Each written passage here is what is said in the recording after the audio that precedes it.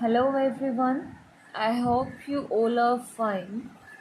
And today we will start our new topic verb. So, as everyone knows, what is the verb? The word or a group of words that shows that something a verb is happening or happened is called verb. इन हिंदी कि जब किसी शब्द से या शब्दों के एक समूह से ग्रुप से हमें किसी काम के करने या होने का पता चलता है उसे हम वर्ब या क्रिया कहते हैं। तो स्टूडेंट्स, हमारे जो वर्ब होती है उसके अंदर क्या देखा जाता है कि हमने कोई भी काम किया है कि वो पास्ट में हुआ है, प्रेजेंट में हो रहा है या फिर फ्यूचर में होगा। तो जो भी काम है जैसे खाना पीना, लिखना या चलना, कहीं जाना, कोई भी जैसे मान लीजिए कि कोई बिल्डिंग बना रहा है तो जो हमारी बिल्डिंग है वो बिल्डिंग का कंप्लीट करना, तो ये सब क्या इंडिकेट करते हैं? ये हमारे काम को इंडिकेट करते हैं। यानी कि एक ऐसी वर्ब या क्रिया जिससे ये पता चलता है कि सामने वाले ने या फिर हमारे सब्जेक्ट ने कोई काम किया है, तो उसको हम वर्ब कहते हैं। अब हम देखते हैं हमारा जो रूल नंबर फर्स्ट है, if the subject is singular the verb must be singular too. कि अगर हमारा जो सब्जेक्ट है, सब्जेक्ट क्या है? ही, शी, इट या फिर किसी का नाम है, कुछ भी हो सकता है। तो अगर वो आपका सिंगुलर है तो आपकी जो वर्ब है यानी कि जो क्रिया है, आपकी जो वर्ब है वो भी सिंगुलर ही होगी। अब देखिए हमारा जो टेंस का रूल है वो हमें क्या सिखाता है? हमारा टेंस का रूल होता है कि जैसे ही, शी, इट, ने या कोई भी सिंगुलर जो चीज़ है हमारी, सिंगुलर नाम है जो भी दिया गया है, उसके साथ हम हमारे टेंस के अंदर हमेशा हेल्पिंग वर्ब के रूप में एस या ई एस का यूज़ करते हैं। ये हमारे इंडेफिनिट फॉर्म में होता है और सिंपल फॉर्म में होता है एस और ई एस का यूज़ हम करते हैं। अगर वो नेगेटिव में है तो हम डू, डज, सिंगुलर के साथ हम डज का यूज़ करते हैं और प्लूरल के साथ हम डू का यूज़ करते हैं। तो अकॉर्डिंग टू हमारे जो वर्ब का रूल है वो भी यही कह रहा है कि अगर हमारा सब्जेक्ट सिंगुलर है, मान लीजिए मैं नाम लिखती हूँ, तो अब जैसे कि हमारा सब्जेक्ट है रश्मि, ये जो है हमारा सब्जेक्ट ये सिंगुलर है यानी कि एक इंसान की यहाँ पर बात हो रही है। तो अब इसके आगे मान लीजिए हमें लिखना है कि रश्मि राइट्स द न्यूज़ डेली, कि रश्मि डेली जो है वो न्यूज़ लिखती है। तो यहाँ पर हम क्या देख रहे हैं कि हमारा जो हेल्पिंग वर्ब है, हमारी जो वर्ब है वो भी सिंगुलर फॉर्म में ही दी गई है। देखिए हमने इसके साथ ई एस लगाया है और ई एस जैसा कि हमारे टेंस का रूल है कि हम हमेशा सब्जेक्ट के अगर सिंगुलर दिया गया हो तो उसके साथ हम हमेशा हेल्पिंग वर्ब या हमारी जो वर्ब होती है वो एस और ई एस के रूप में हम अपनी सिंगुलर वर्ब का यूज़ करते हैं। अगर यहीं पर लिखा हुआ हो दे राइट द न्यूज़ डेली, तो यहाँ पे क्या कह रहा है कि हमारा जो सब्जेक्ट है वो प्लूरल फॉर्म में है, यानी कि यहाँ पे एक की नहीं एक से ज़्यादा लोगों की बात की गई है। और हमारे रूल्स क्या कहते हैं कि अगर हम एक से ज़्यादा की, दो की या दो से ज़्यादा लोगों की जब हम बात करते हैं तो वहाँ पर जो हमारी वर्ब आती है वो उसके अकॉर्डिंग प्लूरल ही होती है। यानी कि हम अब यहाँ पर राइट वर्ब के साथ एस और ई एस का यूज़ नहीं करेंगे, तो हमारे जो वर्ब है वो भी प्लूरल फॉर्म में ही यूज़ की जाएगी। अब कुछ स्टूडेंट्स को कन्फ्यूजन रहता है कि आए जो है अगर बोलने में देखा जाए तो आए तो हमारा सिंगुलर होता है, लेकिन आए को हम अपने लिए एज कि मतलब वो एक अकेला वर्ड है जिसको यूज़ किया जाता है कि हम अपने आप को एक रिस्पेक्टिव वे में इसको यूज़ किया जाता है कि खुद को रिस्पेक्ट देने के लिए, या फिर आए जो है वो हमारा हमेशा प्लूरल में काउंट किया जाता है, आप इसको एक रिस्पेक्टिव में लगा सकते हो कि I is a respective subject to yourself. तो आई के साथ हम या तो एम का यूज़ करते हैं, अगर हम हमारी वर्ब यूज़ कर रहे हैं तो हमारी वर्ब की फॉर्म भी उसके साथ हमेशा प्लूरल ही यूज़ की जाती है।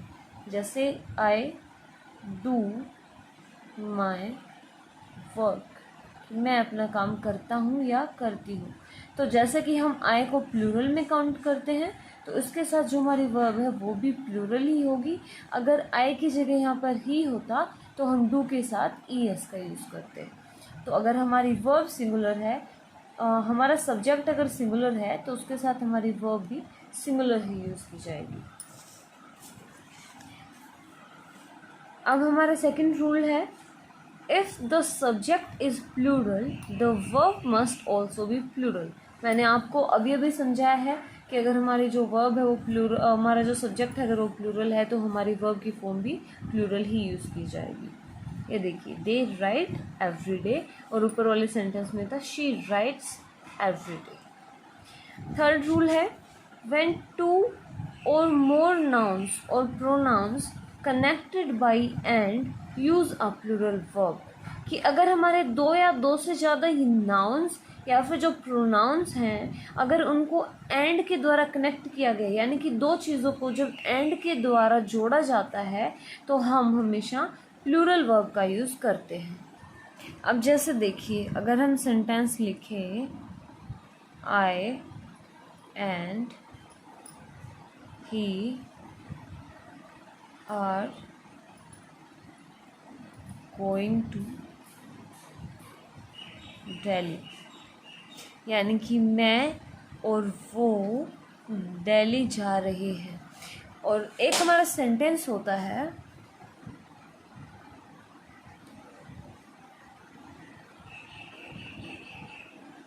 ब्रेड एंड बटर इज़ अ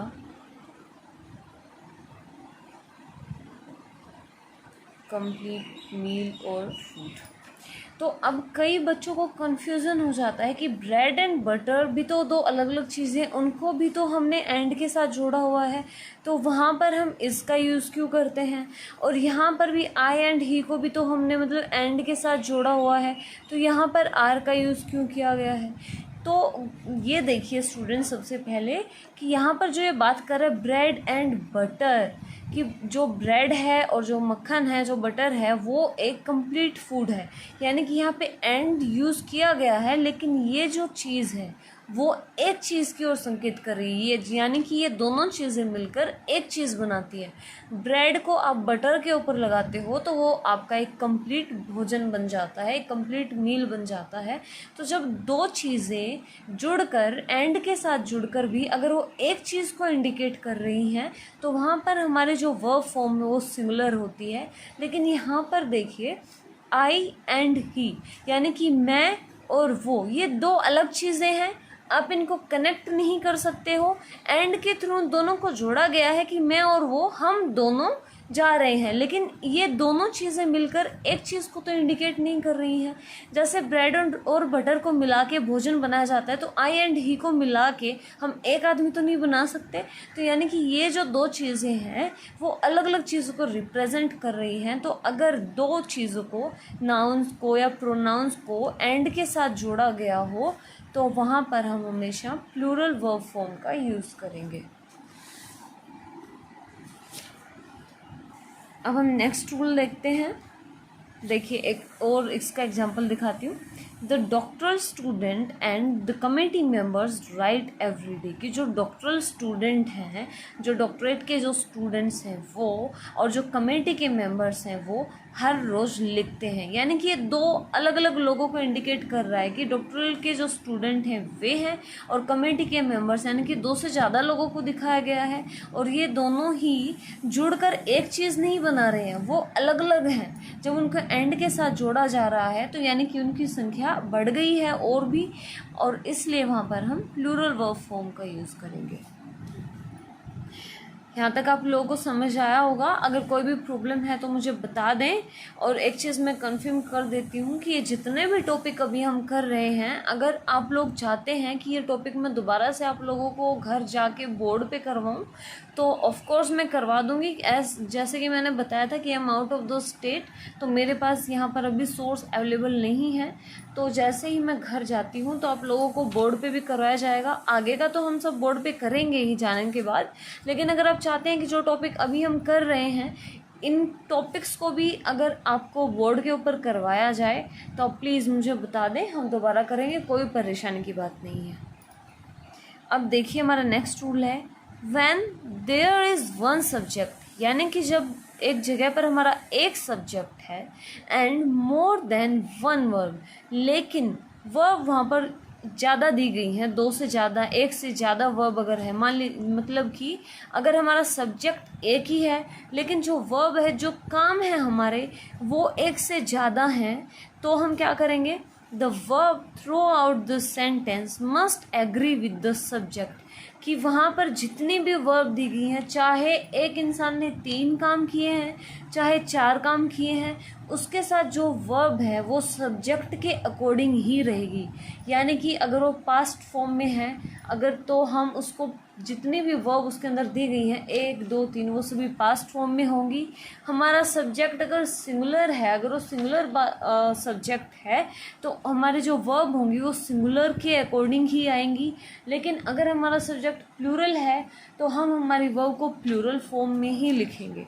अब इसमें एग्जाम्पल दिया गया है, interviews are one way to collect data and allow researchers to gain an in-depth understanding, कि जो इंटरव्यूज़ होते हैं वो एक तरीके से डेटा कलेक्ट करने का तरीका है, रास्ता होते हैं। एंड अलो, अब यहाँ पर देखिए यहाँ पे आर का यूज़ किया गया, इंटरव्यूज़ आर, तो हमारा जो ये सब्जेक्ट है ये प्लूरल फॉर्म में है। यहाँ पर एक इंटरव्यू की नहीं बल्कि जैसे भी इंटरव्यू होते हैं, जितने भी इंटरव्यूज़ होते हैं, ये सब की बात कर रहा है। तो यहाँ पर हमारी जो फर्स्ट वर्ब है वो प्लूरल है, तो उसके बाद जो हमारी सेकेंड वर्ब यूज़ की गई है and allow researchers to gain an in depth understanding की, और जो हमारे रिसर्चर्स होते हैं उनको एक बहुत ही गहरी अंडरस्टैंडिंग देने में मदद करते हैं, उनको अलाउ किया जाता है।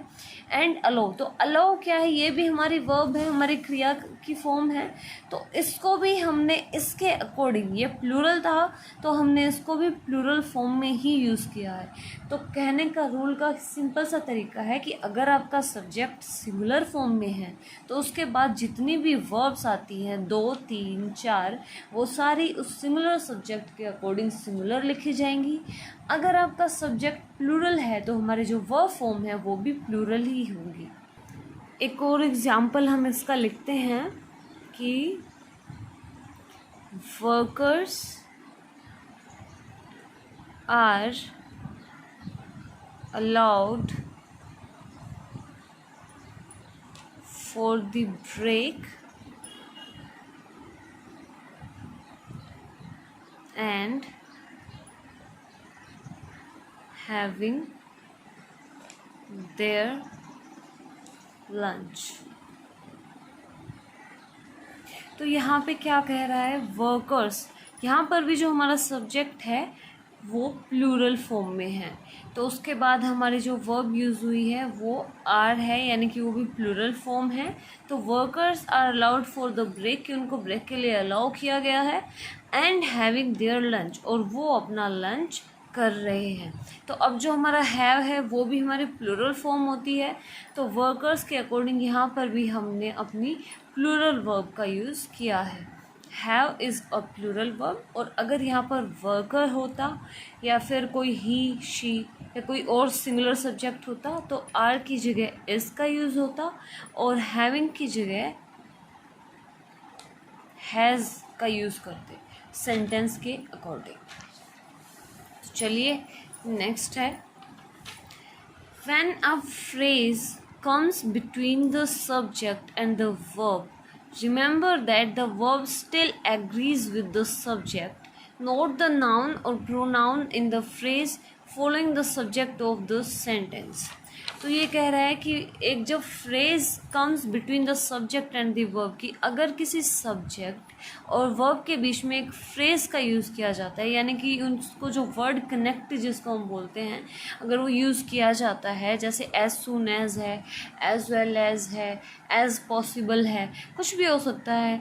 रिमेंबर दैट, कि याद रखिए, the verb still agrees with the subject, कि भले ही सब्जेक्ट और वर्ब के बीच में कोई फ्रेज यूज़ किया गया हो, कोई और सेंटेंस उसके बीच में आ रहा हो उनको कनेक्ट करने के लिए, लेकिन हमारे जो वर्ब है वो अब भी हमारे सब्जेक्ट के अकॉर्डिंग ही यूज़ की जाएगी, नॉट द नाउन और प्रोनाउन इन द फ्रेज, ना कि फ्रेज के अंदर आए हुए नाउन या प्रोनाउन के according, following the subject of the sentence, और जो सेंटेंस का जो सब्जेक्ट है वो उसी को फॉलो करेगी, ना कि फ्रेजल वर्ब के अंदर आए हुए नाउन या फिर प्रोनाउन के अकॉर्डिंग।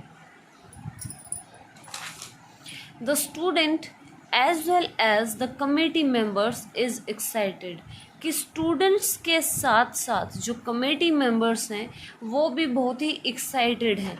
लेकिन यहाँ पर ये देखिए, हमारे जो वर्ब है वो इज है। अगर हम देखते हैं तो हमारा जो फ्रेजल वर्ब यूज़ हुआ है, हमारे जो फ्रेजल सेंटेंस है, as well as the committee members, तो यहाँ पर जो कमेटी मेंबर्स है वो प्लूरल फॉर्म में है। लेकिन जैसा कि हमारा रूल कहता है कि भले ही कोई भी फ्रेज बीच में आया हो, हमेशा हमारी जो वर्ब है वो हमारे सब्जेक्ट के अकॉर्डिंग आएगी। तो हमारा सब्जेक्ट जो है वो सिंगुलर है, तो हमारी वर्ब भी सिंगुलर ही यूज़ की गई है। एक और एग्जाम्पल हम लेते हैं, Mohan as well as his friends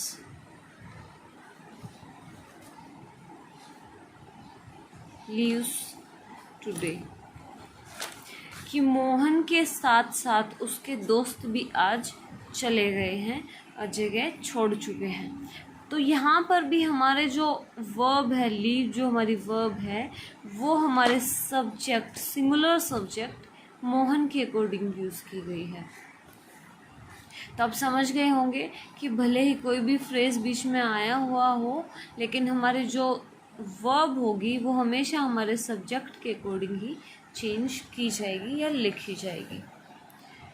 तो आज के लिए इतना काफ़ी है, बाकी के रूल्स हम कल करेंगे। उम्मीद करती हूँ कि यहाँ तक आप लोगों को समझ में आया होगा, और अगर कोई पार्ट स्किप हुआ है, समझ में नहीं आया है, तो आप लोग मुझे बता सकते हो, कमेंट करके बता दें। और बहुत जल्द हम अपने इस काम को बोर्ड पे भी स्टार्ट करेंगे, अच्छे से आप लोगों के सामने आके मैं इस काम को करवाऊँगी दोबारा से, अगर आप चाहते हैं तो। और तब तक के लिए अगर कोई भी इशू है तो आप मुझे बताएं ज़रूर, और एक बार इनको रिवाइज़ करके देखिए, कोई भी प्रॉब्लम है तो tell me. Otherwise, subscribe the channel, share the video, revise and read it। और हाँ, अगर कोई रूल ऐसा आपको लगे कि मैंने नहीं करवाया हो और आपको पता हो तो वो भी ज़रूर बता दें, ताकि एक हेल्प हमें भी मिल सके। और एक चीज़ मैं आप लोगों को बताना चाहती हूँ, लंच वर्ड हमने यूज़ किया था सेंटेंस में, तो उसी से मुझे याद आया कि लंच हम कहते हैं, हमारा जो दोपहर का जो खाना होता है हम उसे लंच बोलते हैं। हमारे सुबह के खाने को हम ब्रेकफास्ट बोलते हैं और रात को डिनर बोला जाता है। लेकिन आजकल एक और वर्ड यूज़ हो रहा है काफ़ी टाइम से, ब्लंच। ब्लंच होता है यानी कि हमारे ब्रेकफास्ट जो हमारा होता है अगर वो स्किप हो जाए, और लंच से पहले अगर हम अपना खाना खा रहे हैं, यानी कि लंच से पहले और ब्रेकफास्ट के बाद का जो टाइम होता है जिसमें हम खाते हैं, मान लीजिए कि दोपहर के 11 से और 1 बजे के बीच में जो होता है, कि उससे पहले हमारा ब्रेकफास्ट हो जाता है और लंच हमारा 1 के बाद होता है। लेकिन अगर आप 11 से 1 का जो टाइम है, इसके बीच में अगर आप खाना खा रहे हो, इसमें आप यूज़ कर रहे हो, तो उसको हम ब्लंच बोलते हैं, यानी कि ब्रेकफास्ट और लंच का एक मिक्स टाइम होता है। तो थैंक यू सो मच। उम्मीद करती हूँ कि आप लोगों को वीडियो पसंद आई होगी, जो टॉपिक आपको करवाया गया है वो आप लोगों को समझ में आया होगा। तो थैंक यू सो मच, तब तक के लिए बाय बाय।